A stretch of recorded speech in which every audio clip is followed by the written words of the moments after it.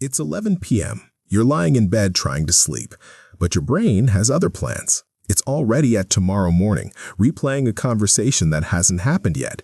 You're rehearsing what you'll say, how they might respond, what you'll say after that. You're imagining it going well, then badly, then well again. You're not even there yet, but somehow you're already living it. And this isn't just about tomorrow. Your brain does this constantly, in the shower, on your commute, in the middle of an actual conversation while you're busy predicting the next one. Most people call this overthinking, and they treat it like a personal failure, something to fix with discipline or a meditation app or sheer willpower. But what if overthinking isn't a flaw? What if your brain is designed to do exactly this? Because here's the thing, your brain doesn't experience the present moment. It predicts it. And once you understand why, a lot of things start to make sense, including why being present feels so impossibly hard. So let's start with what your brain is actually doing right now.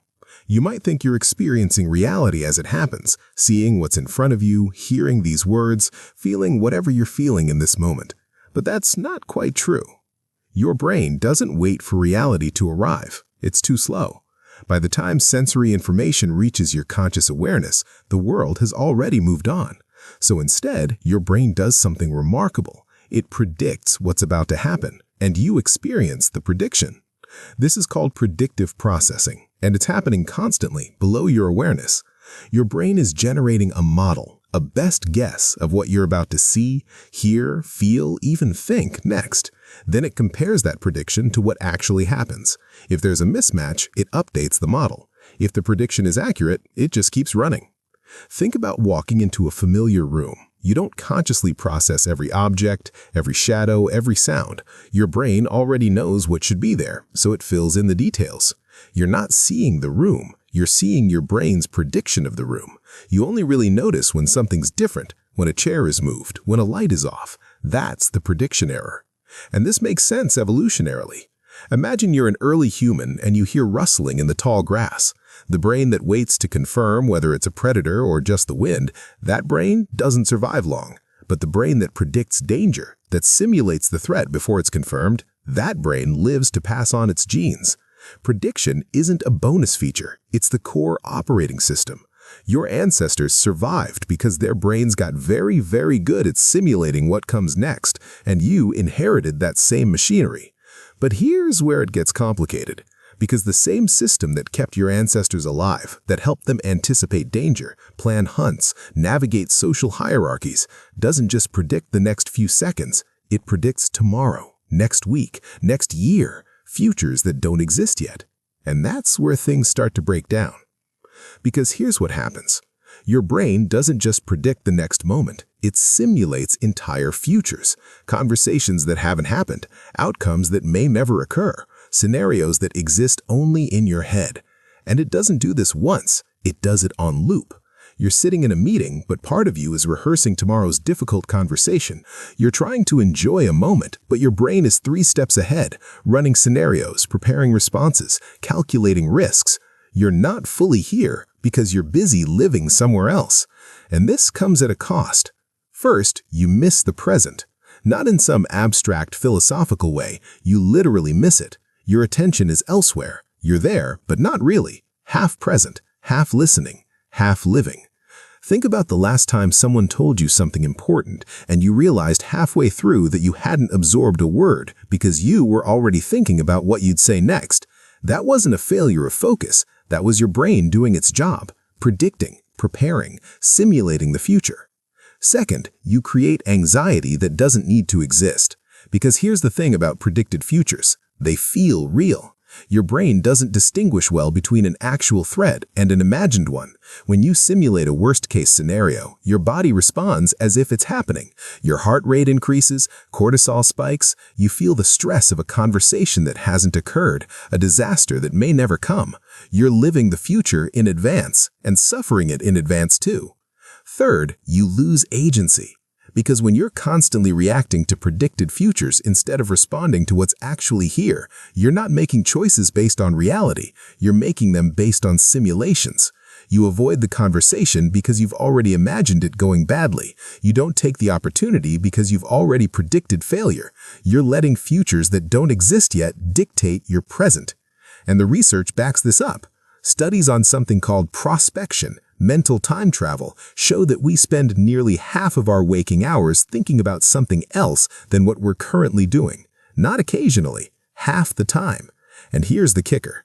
That mind-wandering, that constant future simulation correlates with lower levels of happiness, not because the futures we imagine are always bad, but because we're not actually in our lives while we imagine them.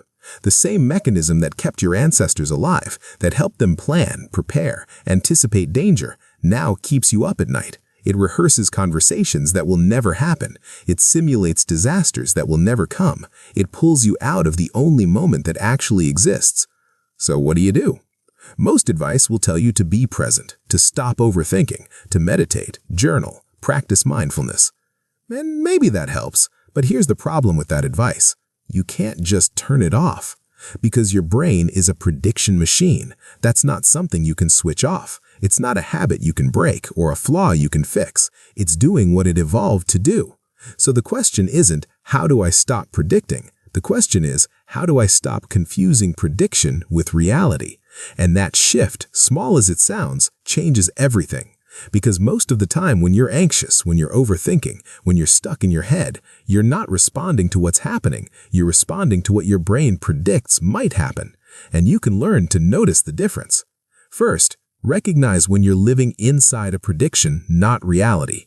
This is simpler than it sounds. When you're lying awake replaying that conversation, ask yourself, is this happening right now?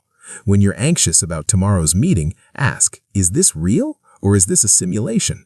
Most of the time, it's a simulation. And the moment you recognize that, something shifts. You're not trying to solve the imagined problem anymore. You're just noticing that your brain is doing what brains do, running scenarios, preparing for futures, some of which will never arrive. You don't have to believe every prediction it generates. Second, notice when prediction is useful versus when it's just spinning, because prediction isn't the enemy. Planning is useful, preparing is useful, thinking ahead matters. But there's a difference between thinking through tomorrow's presentation so you're ready and replaying tomorrow's presentation 12 times, each with an increasingly catastrophic outcome, none of which are based on anything real. One is prediction serving you. The other is prediction running on autopilot, burning energy, creating stress, solving nothing.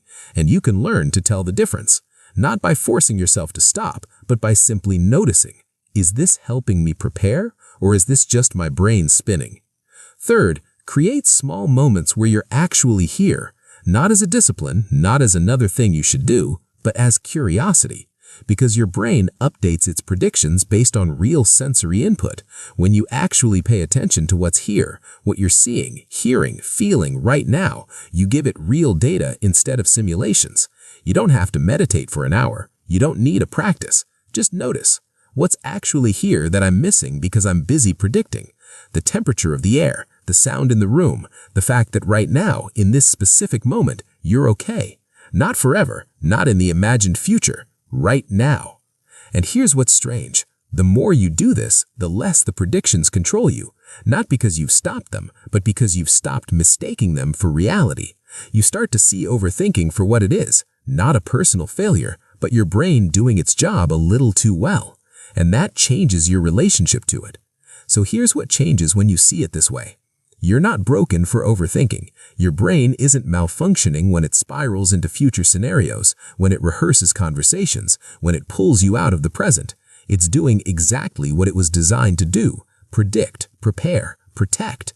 The problem isn't the prediction, it's that you've been living inside the predictions without realizing it, mistaking the simulation for the truth, reacting to futures that don't exist yet, missing the life that's actually here.